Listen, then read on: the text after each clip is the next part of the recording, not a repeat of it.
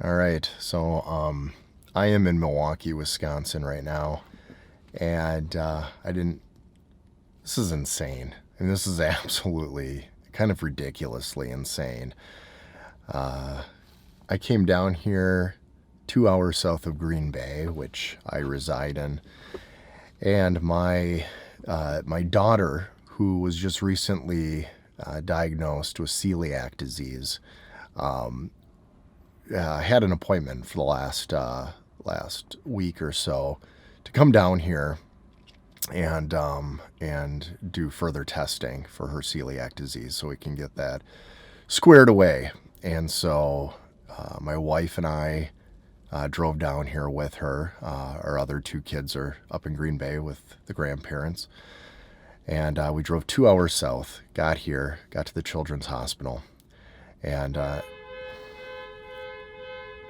if you can hear that, that's the second time that car has started going off in this parking garage. It's ridiculous. There, it stopped. That's a miracle. So we got down here. Seriously, it is driving me nuts. And apparently we can only have one parent in the hospital with our child. So they can't even have two parents with them. They didn't tell us this, otherwise just one of us would have came down here. And me, being not only the gentleman, but my wife is a nurse by trade, and so she would benefit better being in there with the doctor and having a conversation than I would, because I just don't understand everything medically on that end. This is driving me crazy. So the feeling I have right now is this is insane. Now Green Bay, I mean, it's somber, things are closed, you can't go everywhere, but there's some stuff that's open, and there's a little bit more of an uplifting feeling.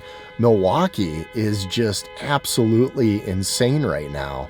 I mean, the feeling, everybody's wearing a mask.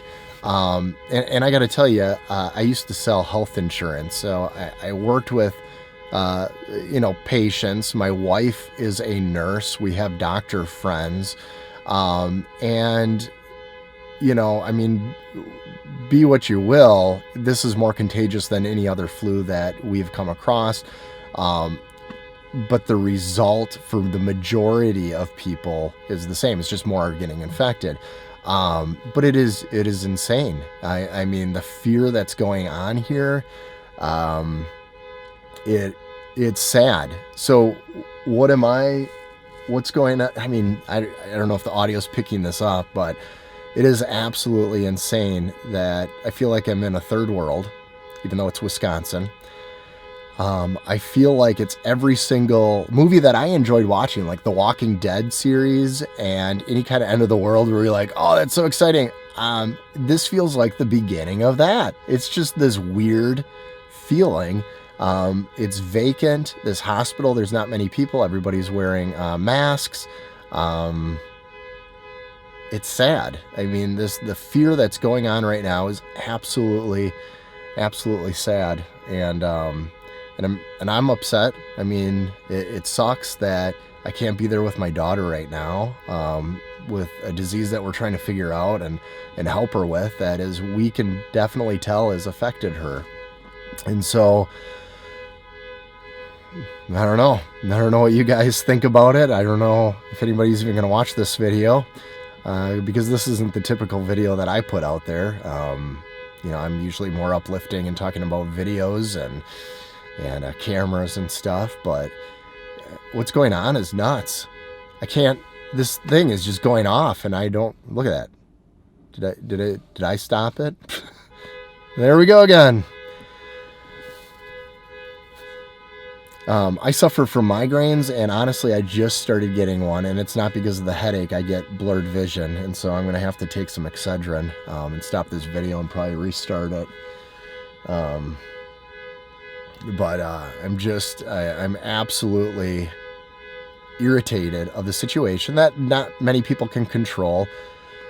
But just to tell you what's going on in my head is I had to go to the bathroom really bad. We drove 2 hours, and the guy was like, he could escort me in. I couldn't go with my wife and child to the waiting room, but he could escort me to a bathroom, which is fine. I get it. And I started talking to this gentleman, and he's probably in his 50s or so. And he was telling me that this whole thing that's going on right now in the regulations with the hospital, he said is absolutely ridiculous. He said it's an overkill. And the fact that they're, you want to talk about splitting up families, that you can't even be, two parents can't be with their kid to help them through a situation that has nothing to do with the coronavirus. We don't have anything or any symptoms of the coronavirus. Not saying that we don't have it, because look, there's people getting it and they just don't have the symptoms. So, honestly, we could be carriers, but it's ridiculous. And all the workers here, their view is the same as mine, like that we don't know why we're doing it, but they want to be overly cautious, so they get that. But it's at the same time, it's a lot of fear mongering that's going on. And that's honestly why the stock market is going down. It has nothing to do with the economy as a whole, that it is with people that are in fear. And when you're in fear, you're afraid, you want to protect, you want to take things out. I'm not taking any of my money out. I lost $35,000 in 3 days. But you know what? I'm not retiring for like 20, 30 years anyway, so I totally get that. It's just absolutely insane. And so I just wanted to do this little vent that I'm doing right now, because I'm in a parking garage in Milwaukee, Wisconsin, at the Children's Hospital, where there's supposed to be hope, and I want to be there with my kid. And it's just absolutely annoying. So just wanted to vent and use YouTube as an outlet to do that. So I appreciate it for anybody that has listened this far. I appreciate it. So thank you. So that was a week ago. And now here I am, and I wasn't even going to post this video at all, but you got to show the good in what is happening nowadays. And so I'm stuck for over 2.5 hours inside that parking garage. And I did have a migraine, and it was absolutely horrible. For anybody that's ever had a migraine, I feel for you. They're horrible. And so I downed a couple Excedrin, and I really needed more caffeine. And I went out and spoke with the valets. There's about 5 or 6 of them. They can't go in any cars. There's no cars coming in anyways. There was no traffic. And I gave the valet, one of them, some money, and they went inside and got me a Mountain Dew, which I definitely chugged, which is not good for you, by the way. But when you have a migraine, you'll take anything, you'll do anything just to get that pain gone. And so I ended up talking to a few of the valets for like 2.5 hours. And I'm not even exaggerating on the time. I didn't even realize it was 2.5 hours until Grace and my wife Sarah started coming back. And they're laughing and waving at me coming across the courtyard. And they're explaining how they could see me from like the 5th floor looking down, and Grace was wondering why Daddy was talking to these other guys. Well, Daddy was absolutely bored out of his mind, so that is why. But these guys, I mean, they were encouraging, and I don't know where you're at, but we talked about God. I am a Christian. I have a relationship with Jesus Christ. So we talked about that. We talked about life. We talked about one of the guys is still in school. And it's just very encouraging. And I needed that. I mean, it was hard to not be able to go in and see my daughter, and really hear about the disease firsthand and where to address it. But my wife, who is a nurse, was able to explain a lot to me, and we have a game plan in treating and working with the celiac disease. So I didn't want to leave the video of me stuck inside of the parking garage on a rainy day, and how depressing this whole situation could be.